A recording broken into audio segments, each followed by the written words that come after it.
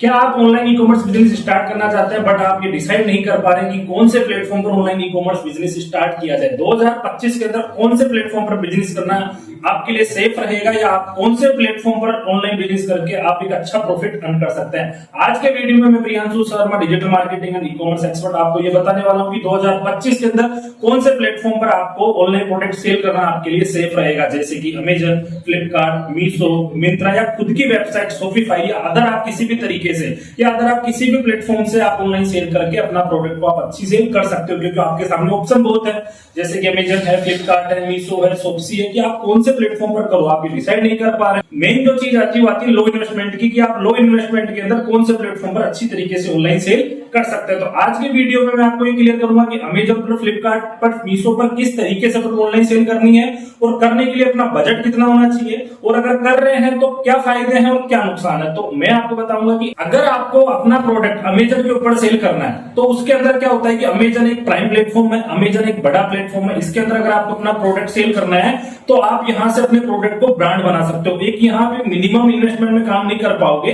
इसके अंदर आपको इन्वेस्टमेंट की थोड़ी की ज्यादा रिक्वायरमेंट होगी। अमेजन एक बड़ा प्लेटफॉर्म है, प्राइम प्लेटफॉर्म, और एक ग्लोबल भी काम करता है, मतलब अमेजन.इन भी है और अमेजन.com भी है। तो अमेजन पर अगर आप अमेजन की अगर मैं तुलना करूं तो एक बड़े मॉल की तरह आप इससे तुलना कर सकते हो। एक ही जगह पर आपको बड़े बड़े ब्रांड यहाँ पर देखने को मिलेंगे, क्लोथिंग के भी बड़े ब्रांड, परफ्यूम के भी बड़े ब्रांड, शूज के भी बड़े ब्रांड, इलेक्ट्रॉनिक के भी बड़े ब्रांड। मतलब अमेजन के ऊपर अगर आप प्रोडक्ट सेल करना चाहते हो तो आप अपने प्रोडक्ट को ब्रांड बना सकते हो। अमेजन के ऊपर बड़े बड़े मतलब जो प्रोडक्ट होते हैं, बड़े बड़े जो ब्रांड होते हैं, वो सब यहाँ पर रजिस्टर्ड होते हैं। फ्लिपकार्ट की अगर मैं तुलना करूं तो एक सुपर मार्केट से अपन फ्लिपकार्ट की तुलना कर सकते हैं, जैसे कि रोड वाले जो मार्केट होते हैं वहां पर कुछ ब्रांड भी होते हैं, जैसे एडिडास हो गया, कुछ अदर ब्रांड भी हो गए, परफ्यूम के ब्रांड भी हो गए, कुछ इलेक्ट्रॉनिक के ब्रांड भी हो गए। वहां एक नॉर्मल दुकान भी होती है, मतलब वहां ब्रांड भी है और छोटे सेलर भी वहां पर रजिस्टर्ड है। अमेजन पर ओनली ब्रांड वाले लोग ज्यादा सेल करते हैं, या फिर ब्रांड वाले लोग ही वहां पर अच्छा प्रॉफिट अर्न कर पाते हैं। फ्लिपकार्ट एक मिडिल टाइप का प्लेटफॉर्म है, या ब्रांड भी मिलेंगे और नॉर्मल भी मिलेंगे। मीशो की अगर मैं बात करता हूं तो लो इन्वेस्टमेंट के अंदर भी आप यहाँ पर अपना प्रोडक्ट सेल कर सकते हैं। मीशो के अंदर कम प्राइस के प्रोडक्ट भी अच्छी आसानी से सेल हो सकते हैं। मीशो आपको बहुत ही जल्दी ऑर्डर देता है,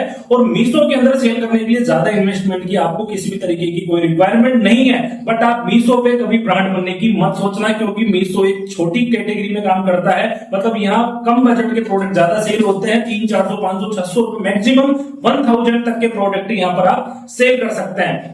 और रही बात मिंत्रा के लिए, तो मिंत्रा पर अगर आप डायरेक्ट ऑनलाइन सेल करना चाहते हैं तो वो इम्पॉसिबल है बिल्कुल भी, क्योंकि अगर मिंत्रा पे आप डायरेक्ट अकाउंट ऑनबोर्ड करोगे तो वहां पर आपका डायरेक्ट अकाउंट ऑनबोर्ड नहीं होगा।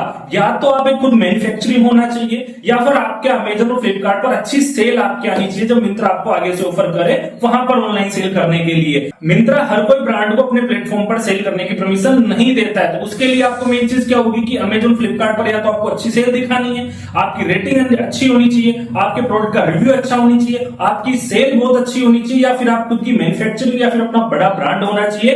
तो मिंत्रा के ऊपर आप अपना रजिस्टर्ड करके अपने वर्किंग को कंटिन्यू कर सकते हैं। तो अगर आप नए प्लेटफॉर्म पर आकर वर्किंग करना चाहते हैं, लो इन्वेस्टमेंट में अगर आप अपना प्रोडक्ट सेल करना चाहते हैं 2025 के अंदर, तो अगर आप स्टार्टिंग कर रहे हैं तो आपके लिए अमेजन, फ्लिपकार्ट और मीशो 3 प्लेटफॉर्म पर सबसे बेस्ट है।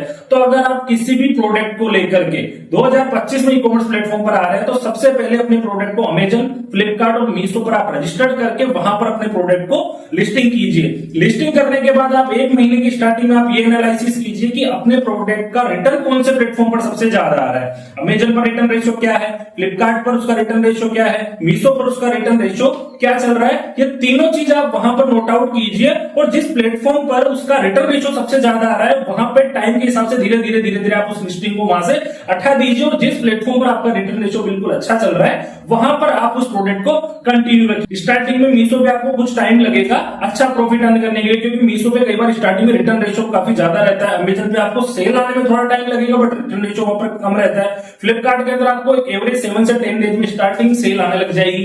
तो आपको चीज नोट आउट करनी है कि रिटर्न रेशियो आपका क्या रह रहा है। जिस तरीके से आप वहां से प्रोडक्ट को अपने धीरे धीरे लिस्टिंग को हटा लीजिए, फिर वहां से आप कंटिन्यू अपने प्रोडक्ट को सेल करना स्टार्ट कीजिए। तो मैं आपको एक चीज और बता देता हूं, अगर आप सिर्फ क्लोथिंग कैटेगरी के अंदर वर्किंग कर रहे हैं तो आपके लिए मीशो प्लेटफॉर्म बहुत बेस्ट रहने वाला है 2025 के अकॉर्डिंग। अगर आप इलेक्ट्रॉनिक और क्लोथिंग में अगर वर्किंग कर रहे हैं तो अमेजन और फ्लिपकार्ट आपके लिए बहुत बेस्ट रहने वाला है। और अगर आपको फ्यूचर में इंटरनेशनल मार्केट के अंदर भी जाना है तो अपने प्रोडक्ट को ब्रांड बनाकर आप अमेजन से स्टार्टिंग कीजिए, और अमेजन से स्टार्टिंग करने के बाद आपको ग्लोबल जाने में बहुत ही आसानी वहां पर आपको रहने वाली है। तो इसके अंदर आपको क्या करना है, अगर ब्रांडिंग में काम करना है तो आपको अमेजन पर वर्किंग करना है, अगर आपको मीडियम तरीके से काम करना है तो आपको फ्लिपकार्ट में वर्किंग करनी है, और अगर आप सिर्फ क्लोथिंग सेक्टर में लो इन्वेस्टमेंट में वर्किंग करना चाहते हैं तो आप मीशो से भी अपनी वर्किंग को स्टार्ट कर सकते हैं। अपने डोमेस्टिक प्लेटफॉर्म के अंदर क्या होता है, जैसे कि अमेजन, फ्लिपकार्ट, मीशो के अंदर हल्का फुल्का इन्वेस्टमेंट तो आपका रहेगा ही रहेगा, क्योंकि जैसे कि आपके ऑर्डर अगर आपके पोर्टल पर आ रहा है, आप उसको ऑर्डर को पैकिंग करके अगर आप शिप कर रहे हो तो कई बार प्रोडक्ट रिटर्न भी आता है, तो आपका कुछ माल तो आपका रिटर्न के टाइमिंग मतलब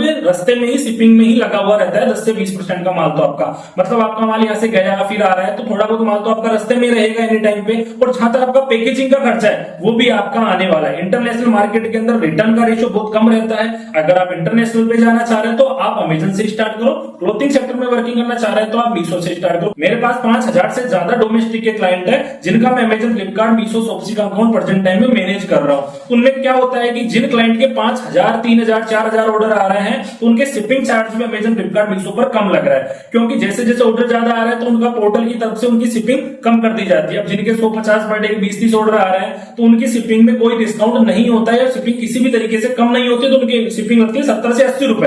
तो ज्यादा सेल आई, शिपिंग कम हुई तो आपका मार्जिन यहां से इंक्रीज हो गया, ठीक है। और अगर आपके सेल कम आ रही है और शिपिंग आपकी ज्यादा लग रही है तो आपका मार्जिन थोड़ा वहां पर लिमिटेड रहेगा। तो मतलब आपको ई कॉमर्स प्लेटफॉर्म पर टाइम देना कंपलसरी है। ऐसा नहीं कि आप 1 महीने, 2 महीने, 3 महीने आपने वर्किंग की और आपको प्रॉफिट आना स्टार्ट हो जाए।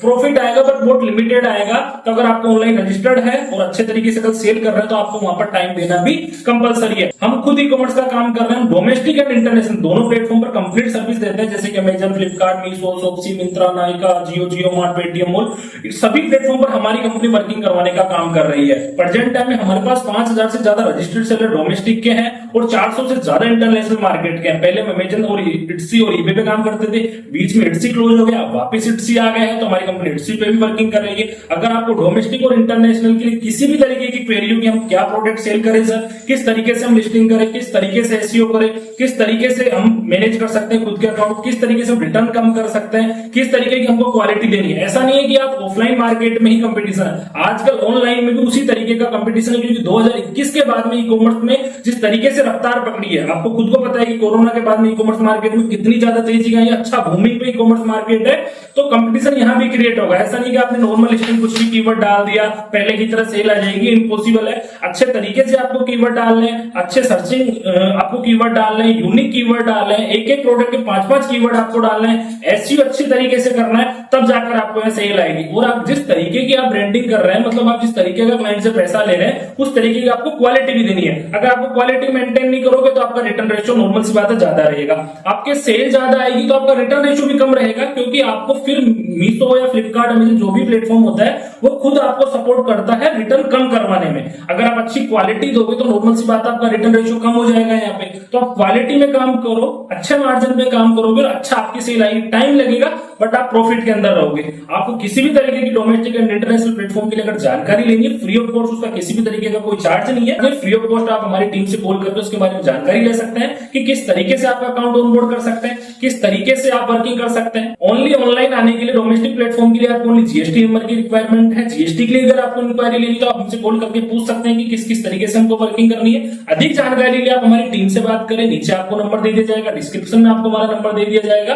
आप हमारी वेबसाइट पर जाकर हमको कॉल या मैसेज कर सकते हैं। तो दोस्तों आज का क्या टॉपिक है अपना, 2025 के अंदर कौन से ई कॉमर्स प्लेटफॉर्म पर कम बजट के अंदर अपन स्टार्टिंग कर सकते हैं। तो मैंने आपको पूरी जानकारी देने की पूरी कोशिश की है कि अपन को अमेजन, फ्लिपकार्ट, मीशो पर आना चाहिए, किस कैटेगरी के प्रोडक्ट के अंदर किस प्लेटफॉर्म पर आना चाहिए, वो चीजें मैंने आपको बताई है।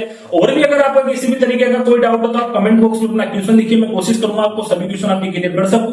अधिक जानकारी के लिए आप हमारी टीम से बात करें, हमारी वेबसाइट पर जाकर हमें क्वेरी आप कर सकते हैं। और अगर आपको किसी भी तरीके का कोई भी डाउट है लिस्टिंग को लेकर के, अकाउंट ऑनबोर्ड को लेकर के, डोमेस्टिक को लेकर, इंटरनेशनल को लेकर, अधिक जानकारी के लिए आप हमारे चैनल को सब्सक्राइब कीजिए, जिसके अंदर आपको ई कॉमर्स प्लेटफॉर्म के बारे में पर डे न्यू नई से नई अपडेट आपको जिससे मिलती रहे। धन्यवाद।